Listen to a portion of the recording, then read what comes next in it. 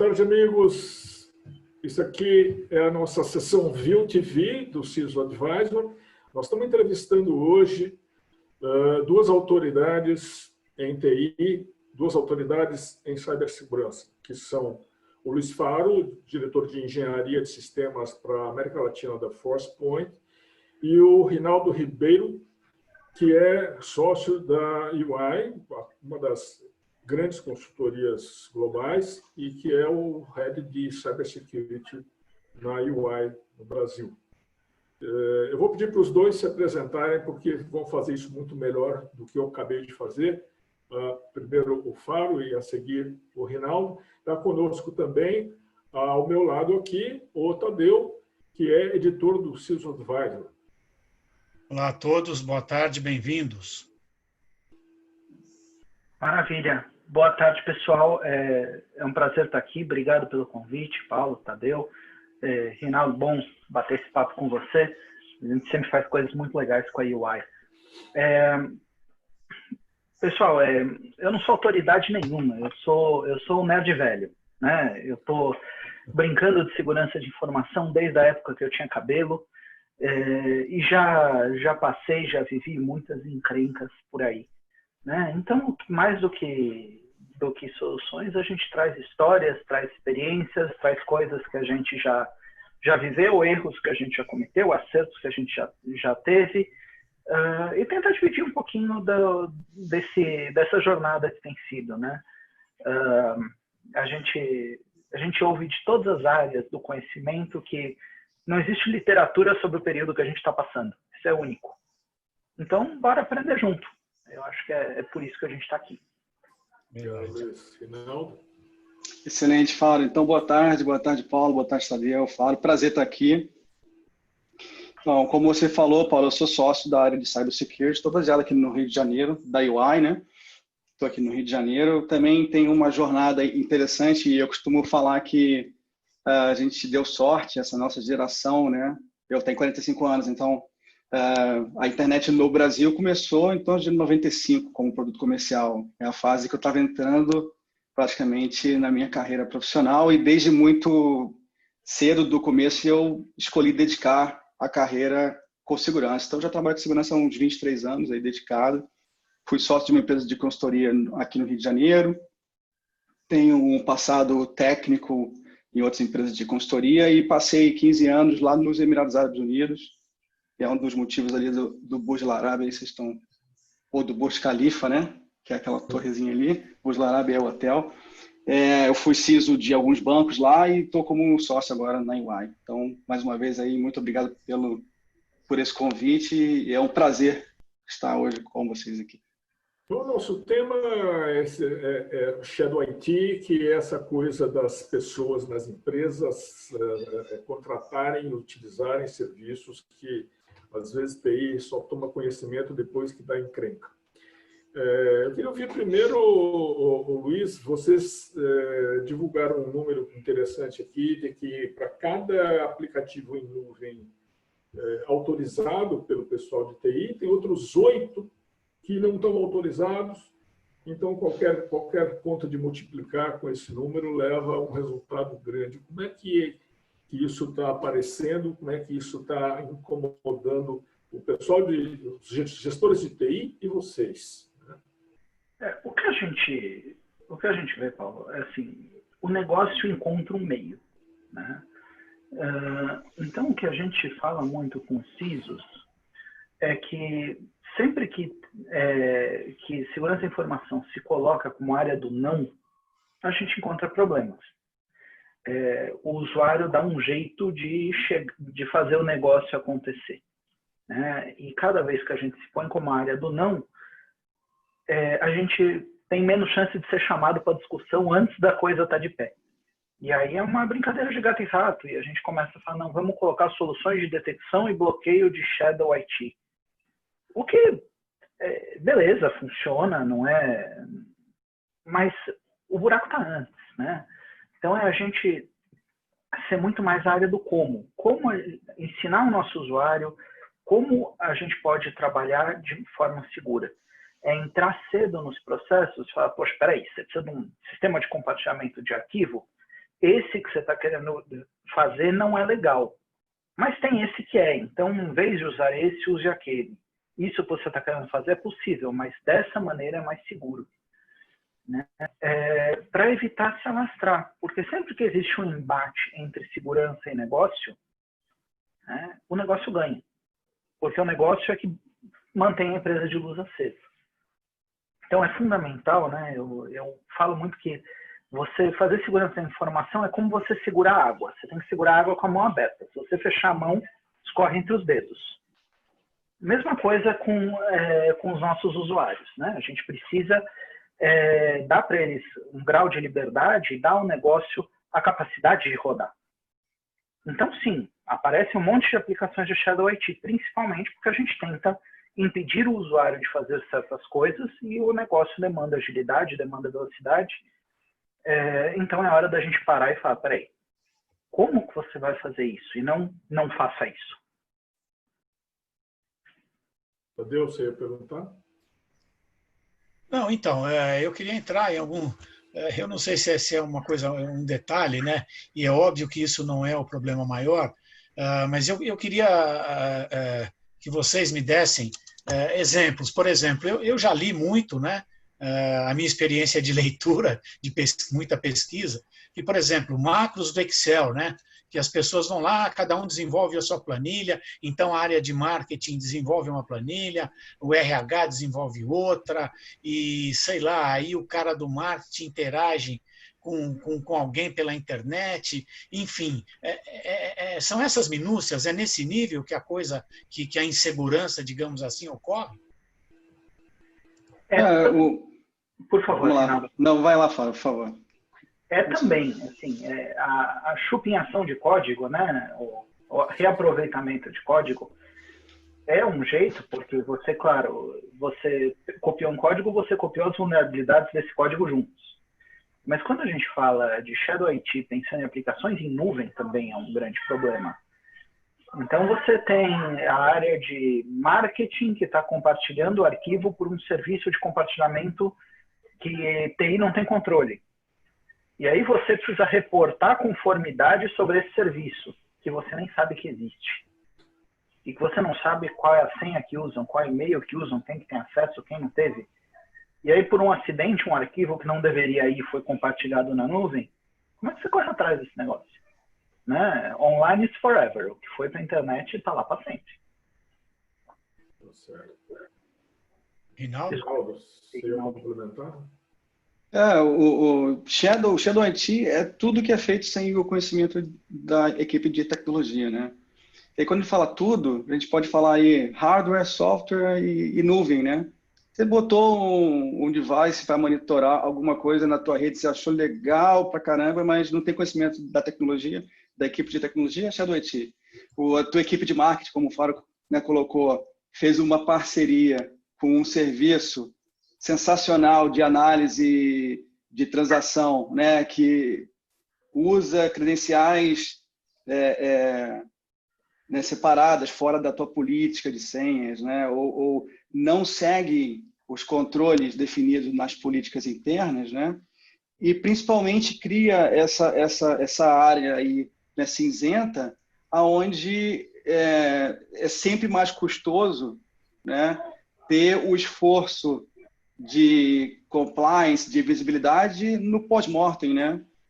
Considerando que existem já esses caminhos bem definidos, né, em termos de compliance, e aí sempre, né, cai muito nessa questão do equilíbrio entre a segurança e a usabilidade, né? E aí o exemplo da água que o Fábio deu, né? Na verdade, a água vai achar aquele caminho, né? Agora, o quanto você vai conseguir reter ali vai depender da tua posição ali das mãos. Então, o usuário, seja ele um usuário físico ou uma unidade de negócio, vai acabar achando formas, né, de chegar naquele fim, né, do serviço ou daquele processo, com ou sem a participação da área de segurança. E quando isso é feito sem área, né, de tecnologia e área de segurança, o problema fica mais nítido, né? E aí a gente pode classificar de Shadow IT.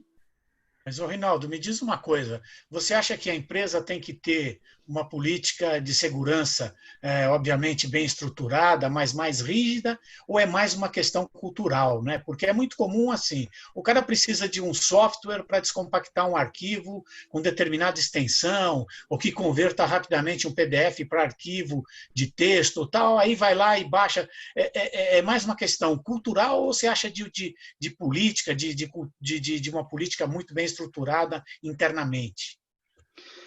Ter o nível, acho que adequado de políticas é lá fundamental para qualquer programa de segurança, né? E aí, quando eu falo de nível adequado, é realmente equilibrando o que é de necessidade do negócio, o que tem de realidade da indústria, do segmento, das ameaças, né? Então, vou dar um exemplo. Existe uma área específica numa empresa que recebeu um texto de um parceiro em japonês, né? E aí ele precisa botar em inglês, ele precisa traduzir aquele texto rapidamente e a pessoa não tem conhecimento, né? O que ele faz? Google, Online Translator, inglês, e dá o paste daquela informação confidencial, talvez de um contrato, né? Porque é a forma mais rápida de se chegar. A política em si poderia coibir esse tipo de comportamento?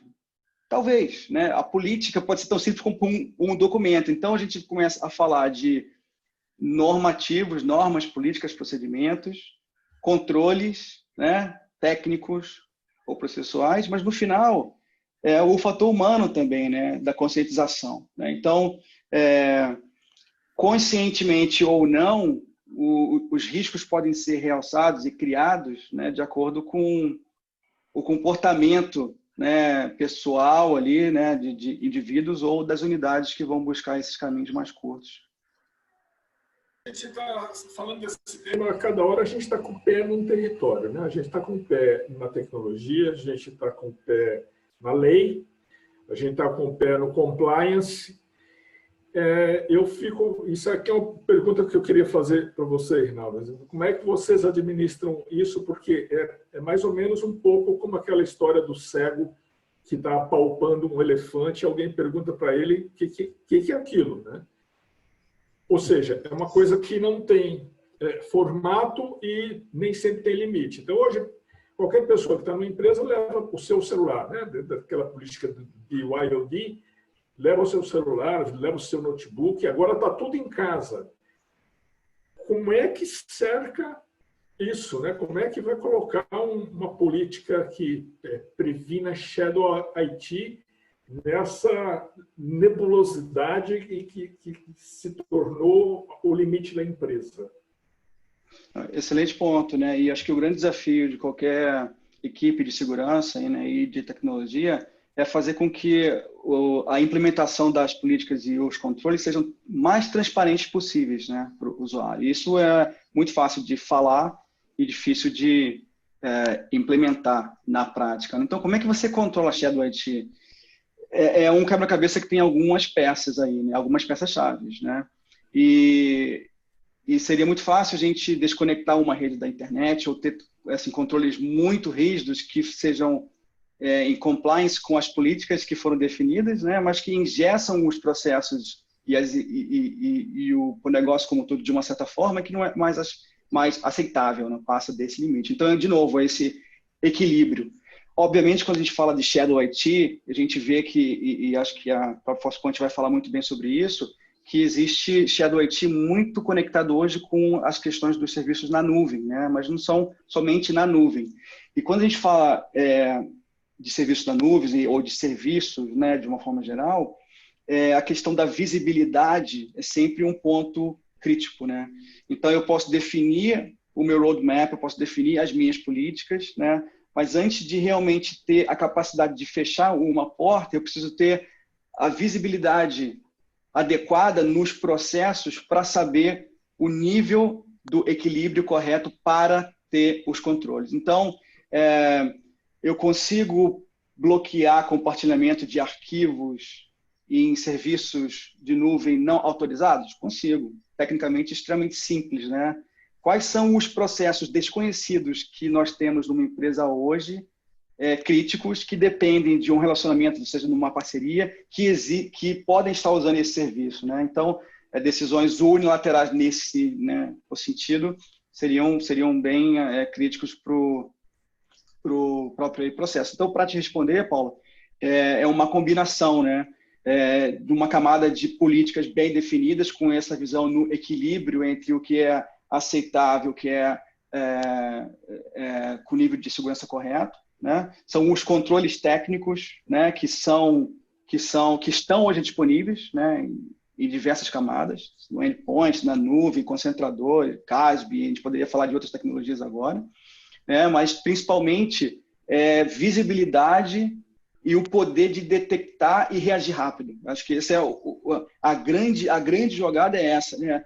A gente não vai conseguir, principalmente agora nesse cenário, onde a gente está voltando, né? A gente está indo para um cenário onde os usuários estão fisicamente desconectados, né? Mas usando uma infraestrutura única, com devices nem sempre totalmente controlados pela empresa, né? Com os controles e os níveis de segurança nem sempre, né, o que foram desenhados para aquela empresa, e a gente ainda assim precisa ter a visibilidade, o poder de poder detectar e de reagir rápido, né?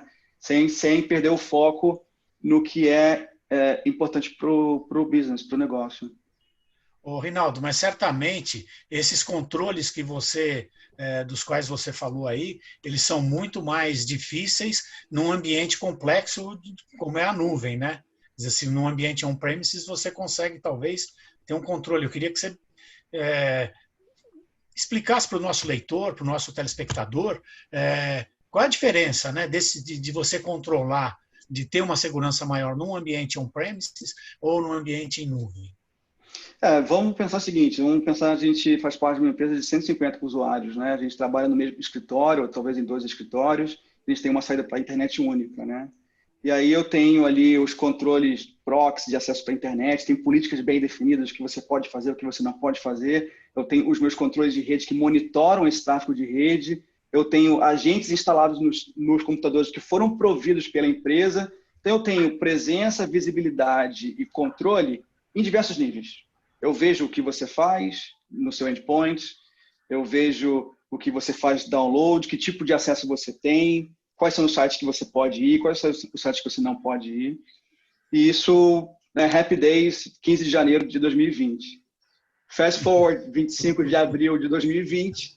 Agora o Tadeu está no device dele, que eu não faço a mínima ideia qual é. A conexão dele está agora através de um link que eu não faço a mínima ideia qual é. A 5 metros dele tem um parente de uma empresa concorrente falando sobre assunto crítico que eu não faço a mínima ideia qual é, né? Você imprime, talvez, aqueles mesmos contratos confidenciais na sua impressora local de casa, né? E aí, como é que a gente controla isso, né? Como é que a gente tem a implementação das mesmas políticas que funcionavam bem no meu escritório, agora você na sua casa e eu no Rio de Janeiro, o Faro em São Paulo, Paulo poderia estar em Brasília agora, né? Então, esses concentradores e essa visibilidade, ela deveria ser estendida, mas veja bem, eu tenho uma política de bring your own device, né? Eu posso atuar com uma política no seu device pessoal sem ferir a sua privacidade, as leis. Então, começa a ter essas complexidades, né, de como implementar os controles e as políticas que não necessariamente foram feitas para esse cenário, né? E até mesmo no relacionamento com os parceiros, que é uma outra questão, né? No relacionamento ou na gerência das conexões. Então, assim, ficou claro, né? A gente começa a ter 2 cenários onde a gente tem ferramentas e políticas que precisam ser revisadas, pelo menos, né? E até mesmo, para eu aqui finalizar, o entendimento de quais são as ameaças e os riscos novos que estão sendo trazidos nesse novo cenário, né?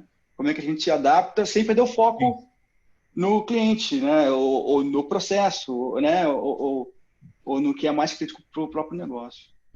Queria perguntar uma coisa para o Faro. A impressão que eu tenho com vocês, né, falando do trabalho de vocês aí na ForcePoint, eu tenho a impressão que vocês são chamados algumas vezes, ou na maioria das vezes, como os bombeiros, né? Mas eu queria saber se também tem um trabalho de planejamento para impedir que o negócio pegue fogo. Como é que isso está? Com certeza tem. Né? Esse trabalho é sempre mais barato você impedir que o prédio queime do que você apagar o incêndio depois. Sempre. Né? Então, claro, a gente é chamado, sim, para olhar. E são problemas que eles não são novos. Eles mudaram de cara. Né? Então, há muito tempo atrás, a gente falava de Shadow IT. Isso sempre foi algo que a gente falava, né? Que eram os servidores debaixo da mesa. Ah, não, porque tem um servidor debaixo da mesa no terceiro andar que processa contas a pagar, não está no data center, não tem backup, não tem política de segurança, não está no domínio, mas se desligar, contas a pagar para. Né? Beleza, lift and move, esse troço foi para a nuvem, adivinha, ainda é o mesmo cara de contas a pagar que toma conta desse negócio. Né? Então, uma das coisas que a gente faz é tentar mapear esses serviços de Shadow IT, não com o intuito de derrubar, cortar, dar bronca no usuário, porque esse negócio tem uma razão de ser. Né? Alguém falou não para esse usuário vezes o suficiente para ele falar, então deixa que eu resolvo. Né? Ou ele não quis pedir. Né? Mas, de qualquer jeito, quando a gente corta, a gente provavelmente vai quebrar alguma coisa no negócio.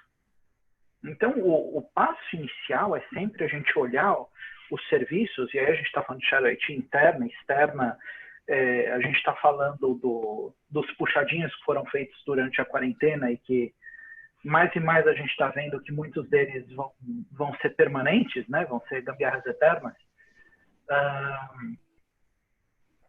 E olhar, isso apoia o que do negócio? E dado que isso tem uma função de negócio, como eu faço para deixar isso seguro? Às vezes, é pegar um servidor que foi subido de forma, num tenant clandestino de um provedor de nuvem, uma Amazon, um Google, uma Microsoft, e trazer isso para dentro do tenant corporativo, para ter política de backup, de gestão de vulnerabilidade. Às vezes, como vocês comentaram, uma cópia de código. Beleza, então isso precisa passar por um processo de desenvolvimento seguro. Mas é olhar para os serviços que estão sendo consumidos como Shadow IT de forma crítica e tentar minimizar o risco deles.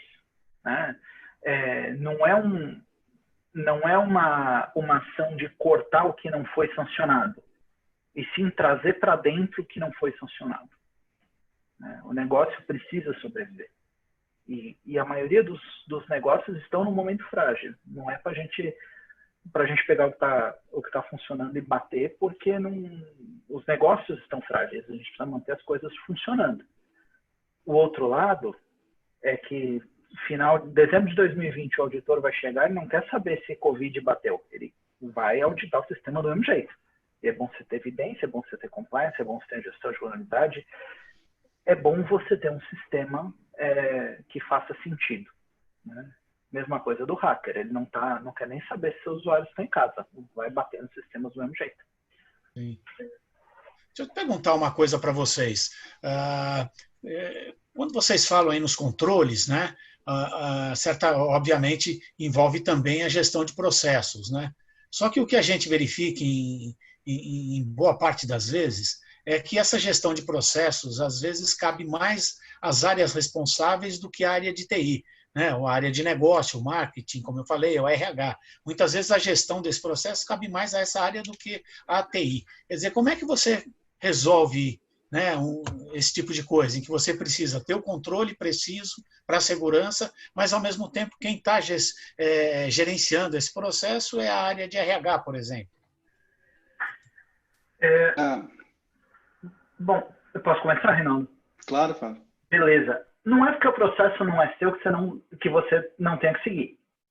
Eu sou segurança de informação e eu tenho que seguir processo de RH para contratar meu funcionário, eu tenho que seguir processo de legal para reportar compliance, eu tenho que seguir processo de treinamento para o meu pessoal ser treinado, eu tenho que seguir processo de finanças para fazer relatório de despesa. O processo não é meu, mas isso não me tira a necessidade de seguir. Por outro lado, é claro que quando o RH vai contratar gente para segurança de informação, eu vou lá dar pitaco e falar, olha, meu amigo, não adianta você pedir para o estagiário ter 10 anos de experiência em uma tecnologia que existe há 2. Né? Então, tem os dois lados. A gente precisa ouvir o negócio e receber o pitaco deles sobre o processo, mas eles também precisam entender que é um processo corporativo como muitos outros e precisa ser seguido. Eu ia só complementar que aqui nesse caso, Tadeu, eu vejo também uma questão cultural e de governança, né? Você ter uma definição, um apoio, esse mindset do que é realmente importante e vai muito além daquelas palavras de esse é um problema de todos nós, a segurança, né, tem que ser considerada como... Na verdade, o dono do risco, né, o risk owner, é aquela área fim, realmente. Né? Na verdade, a gente está falando de um processo de negócio, de um processo específico conectado à área de negócio, de RH, né, e outras áreas.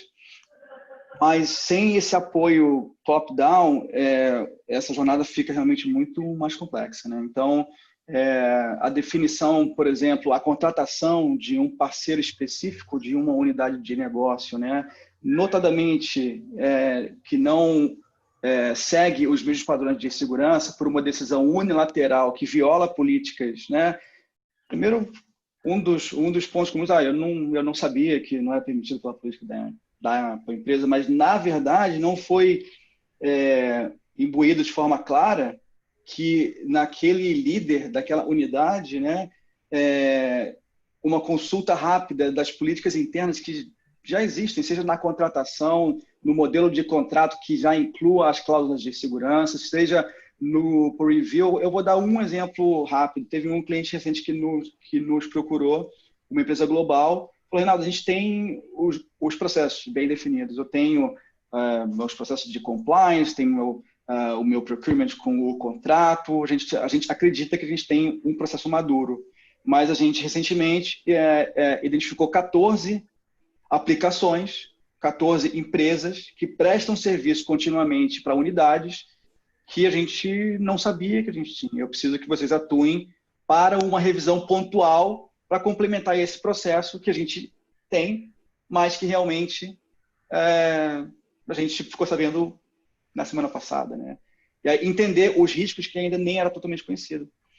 Então, é um problema real, né? A gente fala Shadow IT como se fosse... É um problema que existia, como o Fara colocou, do servidor embaixo da mesa há 20 anos atrás e está nessa proporção, né? Que quando existe um vazamento, um incidente, né, onde pode ser tão simples quanto aquele elo realmente mais fraco, que pode ser num parceiro, pode ser numa aplicação Shadow IT, a imprensa não quer saber se você tem os melhores controles ou se foi aquele elo que foi um descuido do 46 segundo tempo, o goleiro olhou para o lado. Não adianta mais, meu amigo, já era.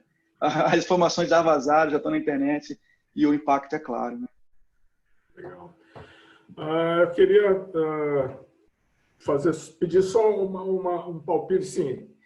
Numa frase, Luiz, e numa frase, Reinaldo, como é que vocês definiriam a Shadow IT? É um mal, é um bem, é um mais ou menos? Claro. É um fato, não é nenhum nem outro. Tá? O Shadow IT ele vai acontecer. O que a gente precisa é oficializar o Shadow IT para ele deixar de ser Shadow e virar só IT. Mas ele muitas vezes é a TI nascendo. Tadeu, você está no mudo.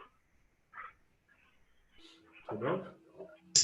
Eu esqueci aqui, desculpa. Não, só queria fazer um adendo, como você falou, é um fato, né? O BioD é um fato? Eu acho que é um fato, né? Você tem uma geração muito mais jovem que eu, certamente, e é inevitável, né? Ele usa muito o celular dele no trabalho, ele gosta de trabalhar com os dispositivos dele. Só para complementar o que o Paulo colocou, quer dizer, o Shadow IT e o BioD, que está dentro desse conceito, são inevitáveis, né? Aquela de trazer os dispositivos para o trabalho? O BioD, eu acho que, em particular na conjuntura que a gente está agora, tem um monte de gente trabalhando de casa ou com a própria máquina, não tinha laptop suficiente em estoque. Sim. E o show tem que continuar, gente. Sim, é verdade. E foi do jeito que foi. E aí você tem na mesma máquina o filho jogando Counter-Strike à noite, jogando Minecraft à noite, e o pai trabalhando durante o dia. Sim, é verdade. E aí continuidade de negócio versus política de segurança da informação. Adivinha quem ganha, né? O negócio precisa continuar. Se não tem negócio, não tem segurança. Rinaldo? Legal. Vamos lá, como o Paulo pediu em uma frase, para mim, Shadow IT é um desvio do fluxo natural. O Shadow IT, a gente vai ver alguns players, algumas empresas, alguns artigos, né, tentando trazer luz para o benefício do Shadow IT, mais pela linha do facilidade, né, e execução dos processos que realmente não podem parar. Mas toda vez que a gente tem o desconhecimento da área de tecnologia e grande possibilidade de violações, né, de normas e de medidas adequadas de segurança, a gente traz muito mais risco do que benefício, né? Então, o Shadow IT pode e deve ser evitado. Então, em poucas palavras, seria um desvio de fluxo que representa mais risco do que benefício. A gente sobre o BYOD. BYOD é inevitável, né, hoje.